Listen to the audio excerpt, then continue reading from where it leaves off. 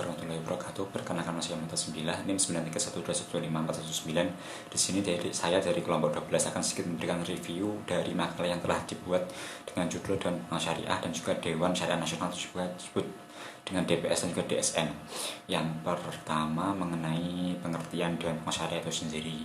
Dewan Pengawas Syariah atau dikenal dengan DPS merupakan organ dari Dewan Syariah Nasional atau dengan DSN di Lembaga Keuangan Syariah. Tutur Firdaus. Dewan Pengawas Syariah itu sendiri adalah suatu badan yang bertugas mengawasi pelaksanaan putusan DSN di Lembaga Keuangan Syariah. DPS diangkat dan diberhentikan di Lembaga Keuangan Syariah melalui RUPS setelah mendapat rekomendasi dari DSN. Tugas utama Dewan Pengawas Syariah yaitu mengawasi kegiatan usaha. Dewan Pengawas Syariah merupakan dewan yang dipilih langsung oleh koperasi yang bersangkutan berdasarkan keputusan rapat anggota yang dilaksanakan, yang mana di sini beranggotakan alim ulama yang ahli dalam bidangnya, yang menjalankan fungsi dan tugas sebagai pengawas syariah pada koperasi yang bersangkutan dan berwenang memberikan tanggapan atau penafsiran terhadap fatwa yang dikeluarkan oleh DSN MUI. Yang selanjutnya mengenai fungsi dan optimalisasi peran DPS dalam lembaga keuangan syariah. Fungsi yang diemban Dewan Syariah Nasional untuk melahirkan fatwa di bidang keuangan merupakan bagian dari gelombang kebangkitan ijtihad yang sangat luar biasa, terutama di bidang ekonomi, finansial, dan perbankan kontemporer. Tidak saja di negara-negara Arab, tetapi juga di seluruh penjuru dunia. Perkembangan lembaga-lembaga keuangan Islamlah yang mendorong berkembangnya ijtihad, baik pada level individu, level dunia, sampai kepada lembaga Islam dunia.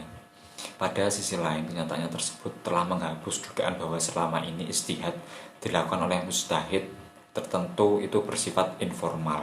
Walaupun keberadaan DSN dan juga DPS sebagai lembaga pengawas dalam lembaga keuangan syariah dijamin oleh Undang-Undang Nomor 10 Tahun 1998, peran fungsi DSN dan juga DPS belum berjalan secara optimal. Pada saat itu, yang lebih menonjol dalam memberikan teguran-teguran, baik bersifat tertulis maupun lisan, lebih banyak dilakukan oleh Biro Pengembangan Perbankan Syariah Bank Indonesia daripada DPS itu sendiri.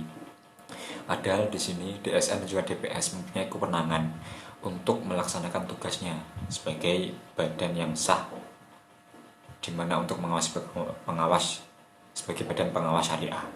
Sebagai contoh teguran tertulis dari Bank Indonesia tentang pelaksanaan akad murabahah. Yang selanjutnya yaitu kedudukan fatwa Dewan Syariah Nasional. Yang pertama, konsepsi fatwa DSN MUI. Fatwa merupakan suatu keputusan hukum atas suatu masalah yang dilakukan oleh seorang ulama yang berkompeten baik dari segi ilmu dan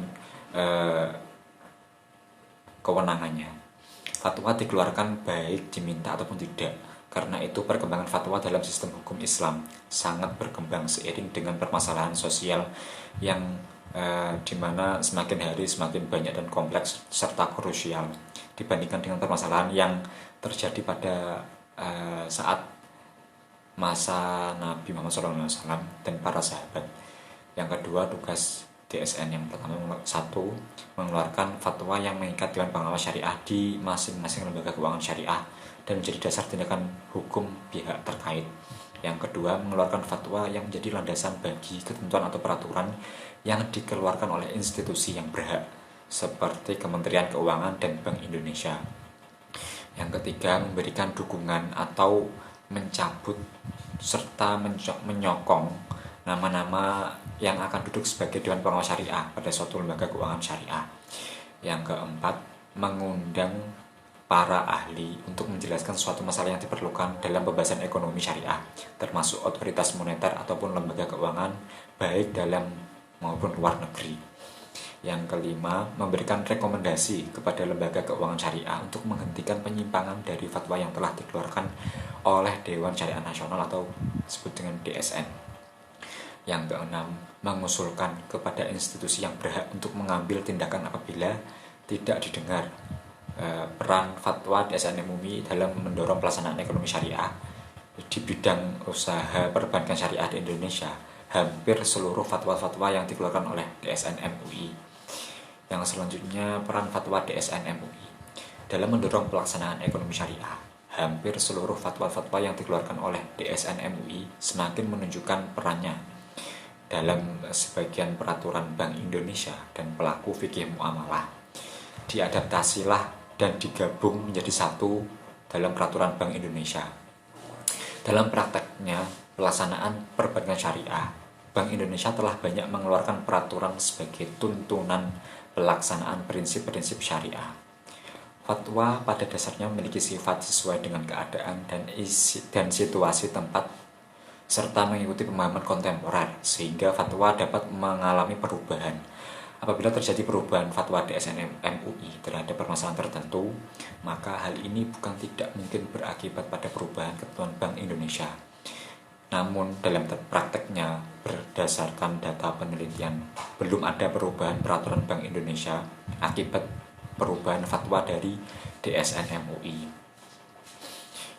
Kemudian keberadaan fatwa DSN MUI semakin menunjukkan peranannya dalam sebagai pedoman pelaksanaan prinsip-prinsip syariah dalam perbankan syariah sejak diberlakukannya Undang-Undang Nomor 21 Tahun 2008 tentang perbankan syariah, di mana undang-undang ini mewajibkan para stakeholders untuk mempertahankan dan menyesuaikan kegiatan-kegiatan usaha sesuai dengan prinsip-prinsip syariah yang tersebut dalam fatwa yang dikeluarkan oleh DSN MUI. Mungkin cukup itu yang bisa saya sampaikan, kurangnya saya mohon maaf. Wassalamualaikum warahmatullahi wabarakatuh.